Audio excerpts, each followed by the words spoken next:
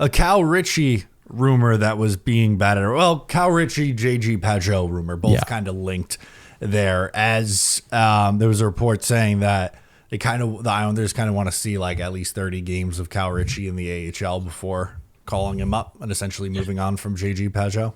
Yeah, so that's Jeff Merrick is saying that like they want 30 games, and then they'll see, which is makes sense. Like 30 games sounds like a round number, and it absolutely is. Obviously, 30 is a round number, but there's more behind that number than just 30. Like 30 isn't just an arbitrary number, and you just didn't round up either.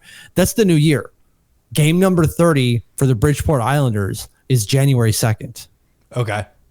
So like, assume he doesn't play a full 30 games, let's say, but they're waiting until the new year before deciding if they need to trade, if they need to bring up Cal Ritchie right away or not. They're going to give him the first portion of the 2025 portion of the season to figure it out in the AHL and see how close he is from there. Yeah, and I mean, like last year played 7 games with Colorado, scored 1 goal against the New York Islanders, actually. Of course. But played most of the year with the Oshawa Generals, 47 games played, 70 points in those 47 games, 15 goals. I don't really see an issue with him at the AHL. Like this feels like someone who should be able to come in and be pretty productive in the AHL. Yes. Obviously circumstance is going to matter, right? Like, sure. He's not going to be, I don't think, a superstar. So he's not going to do it no matter who's out there. Just like Barzal type of thing. But I think with the shift in focus happening within this organization and within and for them towards the Bridgeport Islanders, that could lead to better things for Callum Ritchie, for the franchise in general, with Callum Ritchie specifically, who might benefit from a better constructed team, a team that would actually play some defense and win some games. That could translate not just in terms of, the good vibes, but, itself on the production sheet as well. And he might not be there very long.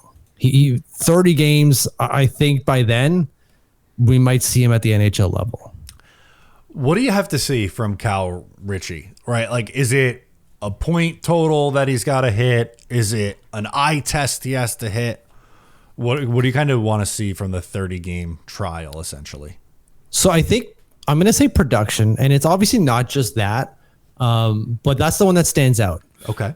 Because, yes, it's not always just about production, but typically when players put up points is because they can play, they're above that level, right? If you're scoring a point per game at the AHL level, you're like, okay, you're too good for that. So I would like to see, now I'm not going to say point per game, because that's just asking it for a lot, making the jump from junior to that. But if we're seeing above half point per game at the AHL level, then what are we doing? Yeah. I was thinking somewhere around like 20 points, 20 and 30, something like that. Yeah. A point every 3 games type of thing. Why not? And some of it's eye test too. Like I just want to, because he's young still, right? He was drafted in the 23 draft. So he's 20. I think he's got to look like he belongs because he's never played at that level before. I just don't want to see where he looks like, oh, like this kid's way over his head. Yeah, I realize the math I said earlier, 1 in every 3 is obviously not 20 out of 30. It's 2 or 3. Yeah, that's okay. But yes, you're absolutely right. You want to see that he belongs. And production is the easy way to measure that without actually having to watch the games. But you want to see exactly like you said, that the game isn't too fast for him, that he can think at the speed of the AHL. Because then you're like, okay, well, then you're ready for the next step. Does that mean that he's ready for the speed of the NHL? Maybe not. But if he's certainly ready or more than ready for the AHL speed, then it's like, okay, cool. That is good. We'll figure it out going forward. And that allows us to move on from JeanGabriel Pageau and recoup more, do something else type of thing. I feel like it also kind of depends where the Islanders are at that point too. Yeah.